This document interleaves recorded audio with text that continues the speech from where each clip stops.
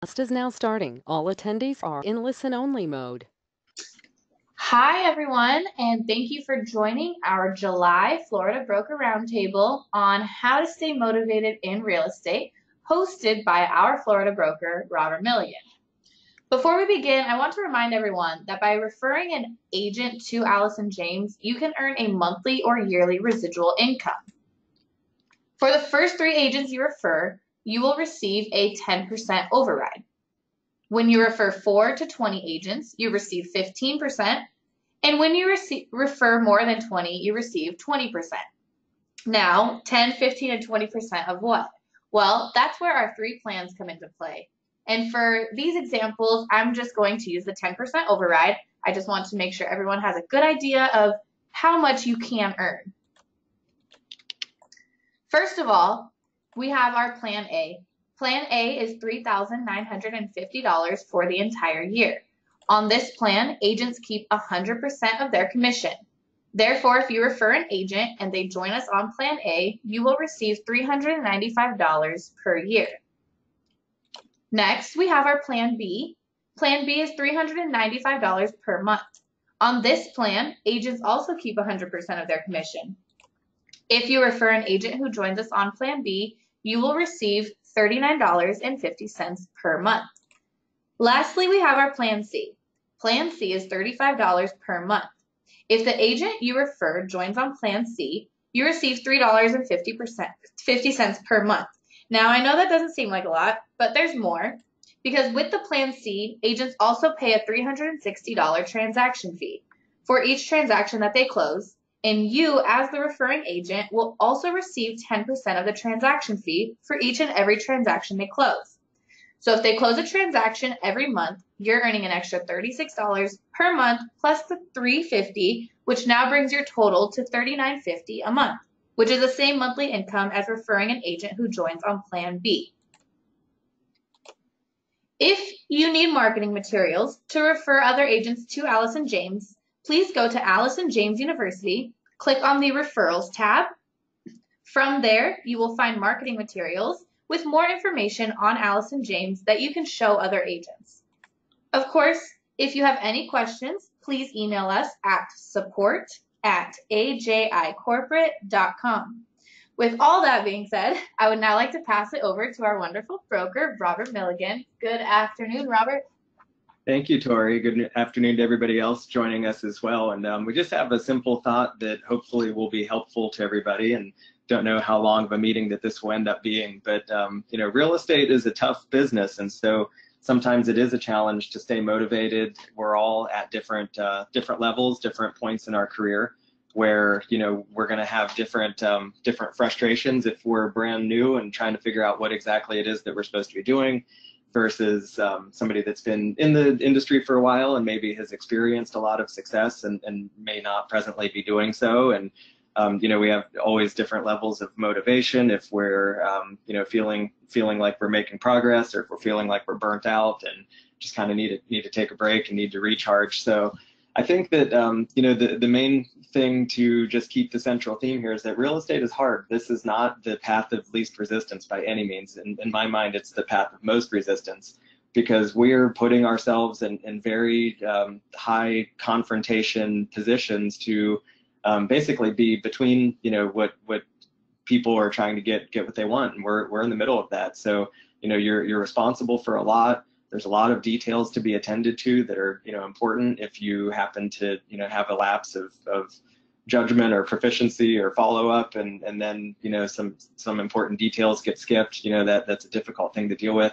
There's lots of people, lots of personalities to deal with, so it is just easy to feel burnt out sometimes. And not to try to diminish anybody's enthusiasm if you're a newer agent tuning in here today, because it's also a wonderful business. There's a lot of really fulfilling opportunities and encounters that you have with people, and you really are dealing with the most important aspect of a lot of people's lives, where they oftentimes, for owner-occupied homes, this is where they live, this is where they create their memories and spend time with their family. And so it's a really big deal. So as difficult as it is, it's also equally rewarding. And this is my 17th year as a realtor now, and definitely with the market changing over the years, there's been some times that's been a little bit easier and better than others. But I think that it's fair to say that at each of the time periods I've been involved in this industry, I've figured out a way to add value to our marketplace and to make progress in my business. And sometimes I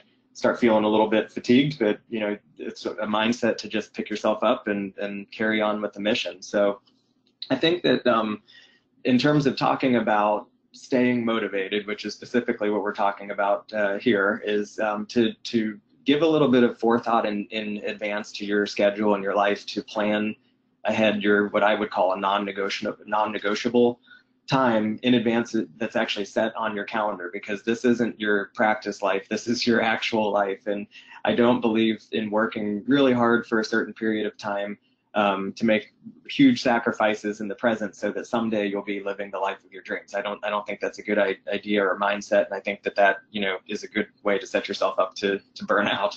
So I think that you need to make sure that you're taking steps to live the best life that you can right now, perhaps the life of your dreams right now, with whatever's feasible right now. Make time for yourself, make time for the gym, make time to take care of yourself physically, make time to connect with your friends and family, and take breaks, take vacations, do things right now to make memories and live your life. And I think, if you're disciplined about that, because, this is certainly the type of business, although there are many types of business like this, that there is always more work to fill up all the time and space at every nook and cranny that you leave open and available to it. There will always be enough work to fill that in. And, starting out, it was not uncommon for me to literally be on the phone with people till well after 10 o'clock at night. If you don't put brackets on it somewhere and, just set your own standards for what's acceptable and what's not acceptable, there will always be more work to fill the time and space. So I think that's a good principle to keep in mind. And, working nonstop is not winning. To me, that's not the goal. It's not smart. And you don't have to really sacrifice any service by just being a little bit smarter about how you conduct your time. So, planning some of the non-negotiables in advance, the gym time, the vacation time, things that are important to you, I think that's one way to definitely keep yourself motivated. So, so again, back to, dealing with the people and the nature of the job. Each encounter that we have here in real estate, we're between two parties that are both trying to essentially kind of sometimes beat us up in the middle, trying to get what they want. So, sellers want what they want. Seller's agent wants what they want. If we're on the buyer side, buyers want their bargain, they want their deal.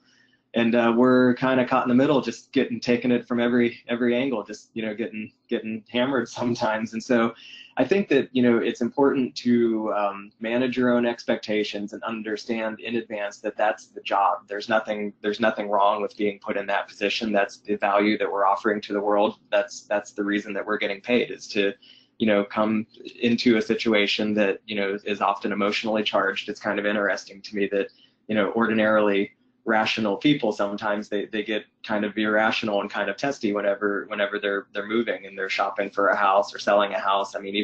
Even for people that are generally level-headed, it's stressful when you're moving. So sometimes, that's the situation that we're dealing with. So, I think that if you just manage your own expectations in advance, that's the way it is, that's the way it's going to be, and you're kind of expecting that, I think that, that's a good place to start from. Because, for instance, with your own expectations within yourself, you can set yourself up for doing gratifying work and for success, or you can set yourself up for inevitable disappointment, all within your own head with, just managing your own expectations. So I feel like, for instance, hypothetically, if you were to expect to sell 10 homes with every 10 offers that you write, I think that you're preparing yourself for inevitable disappointment. That's not a good way to set yourself up for a winning mindset, to expect that every offer you write is going to, automatically be accepted and win. And that's obviously an oversimplified example. But I think that, if you get more caught up in the process and you get more caught up in just giving good, sound advice to your customers, keeping yourself in alignment with what is really realistic and what's really probable versus, expecting things that are not quite as probable, I think that that's one way to just keep yourself from getting too terribly burnt out in the first place. And so, the next level of that I would say is that, depending on where you're at, if you're newer in this business, it feels good to be making progress. If you're newer in this business and you're not making progress and you're not understanding or knowing exactly where to start or what to do, that's where it becomes a little bit frustrating. And that can happen to any of us at any given time in our business, because certainly I've observed over the years that the market is changing absolutely all the time, and I mean sometimes extremely radically. I mean, I've been around, like I mentioned, 17 years, so certainly present for the 2008, 2009, great recession meltdown, and just trying to stay one step ahead of the market to figure out, well, where's the opportunity, where's the value that I can add, and then just doing whatever you can to put your head down and work once you figure out what it is that you're actually supposed to be doing. And so that adjustment comes all the time, and even in reasonably good markets, I've watched even just in the last year and a half that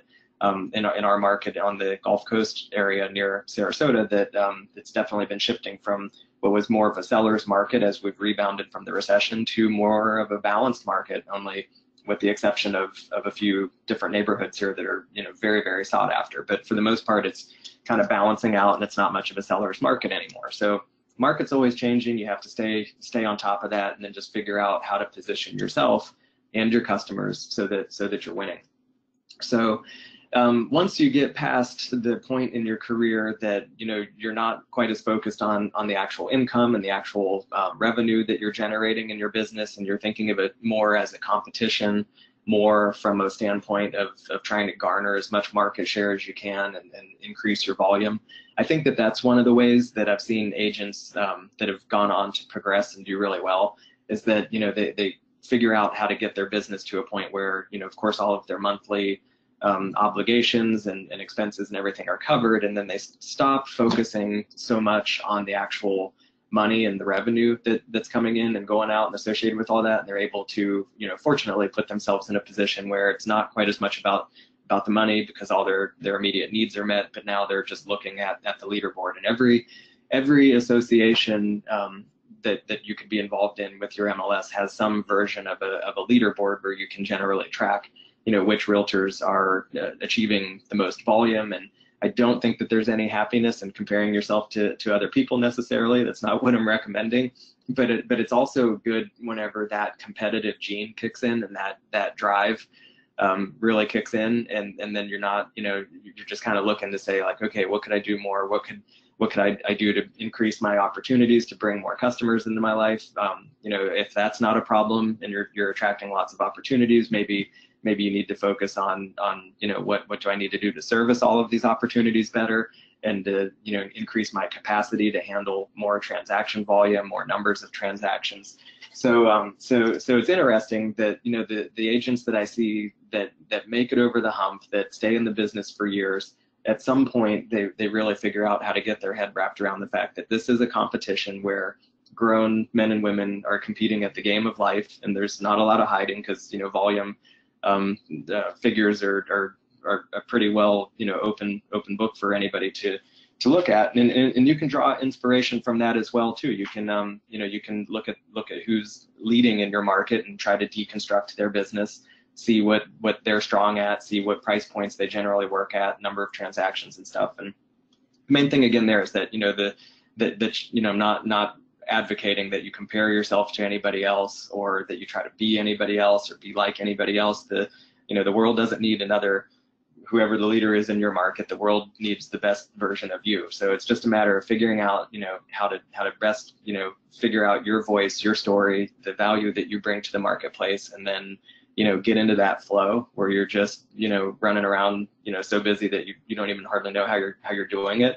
And then you can turn around and look and say, wow, I've really accomplished something, and we're making progress. And again, just making sure that you keep in mind that you've got your non-negotiables that are plugged into your calendar. So so at any point in the meantime, I just want to mention that feel free to type in, blurt out questions however this thing works, because I'd love to be as interactive with this as possible. But so if you've got a good question, think about typing that in or whatever. Happy to get interrupted. But I think that just moving on here a little bit, that when you get into the flow of the business, and there's a lot of science around the actual term flow, where all the distractions are just cut down, and you're just so busy that there's really nothing else that can get in your way, and you just put your head down, you go to work, and there's a lot of fulfillment in that. And I can happily say that has definitely been the experience that I've been having for quite a few years now, where I don't feel like I'm ever in a point that I'm looking for new business, or wondering where the next customer is coming from, or the next opportunity or deal. For myself, it's always been wondering how we're going to service the opportunities that we have and maintain the level of customer experience that our customers are presently getting. And so so it's been more about making sure that we have the right team in place, the right people, the right personalities, and making sure how we can take care of all the opportunities that we have. So I think if you deconstruct what happiness really is, because what staying motivated to me is just making sure that you're in a happy state of mind. And happiness has been something that has been very difficult to define for a very long time, but there's been some really smart people that have given a lot of thought to it, because happiness isn't a certain thing that once you arrive it's there and then it's always there. It's something that continually needs to be taken care of. So the best definition I've ever heard of happiness is that it's not a destination. Humans feel the thing that they most closely associate with happiness is when they're making progress. So if you think about it in your own life, you're either making progress or you're not making progress. And so putting it in that lens, it's frustrating when you don't know what to do, you're not making progress, you're working and things aren't happening. That's where I feel like you get burnt out, and that's the most difficult point you can be in your career in terms of staying motivated, which is the topic of our little webinar discussion here today. But when you are making progress, you just feel like things are going great, things are wonderful, things are happening, you're making, perhaps you're learning, perhaps you've got transactions that are coming together. And as long as you can keep yourself in that state, that's the best place that you can possibly be. So I think that the whole trick of this thing of keeping yourself motivated, which I know is the most difficult thing to do, but when you're starting to feel down, when everything's gone wrong, and whenever you've submitted several offers, none of them get accepted, one of your customers, maybe they're a great friend of yours, calls you to let you know they've chosen to work with somebody else, or maybe you found out that that they bought a house with somebody else, or listed their house with somebody else. I'm sure that we've all been there. There's no way, unfortunately, that you can be in this business any length of time to feel, at some level, a little bit of betrayal from your contacts, your customers. And so, when those things happen to you, I think the most important lesson is that, rather than, sitting around in your sweatpants, feeling sorry for yourself for 2 or 3 days, trying to recoup from that situation, I think that the quickest way that you can get yourself going again is to, pick up maybe the phone and call a past customer, work with somebody that you're presently working with, call a past customer that had a wonderful experience with you, that really values you and values what you've done. Just, say hi, check in on them. They'll probably tell you, thank you again for the amazing situation that you guys went through together, and, just do something to start creating that momentum and that energy again, because, it's inevitable in this business, like any business, that you'll have some frustrations, you'll have some disappointments, but as soon as you can get yourself back to a place where, you feel like you're getting some positivity, you're getting your energy back, you're making progress, so you're not feeling frustrated. That's the sweet spot that you'd like to be.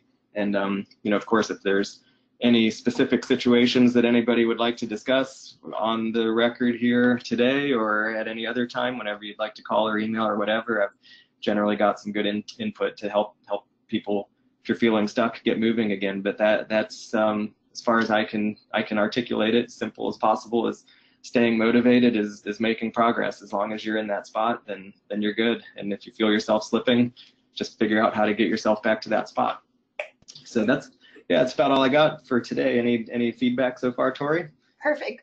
Yeah, we do have one question. We hold on, let me read this correctly. Do you have a daily habit or some kind of quote that you follow to keep you motivated day by day?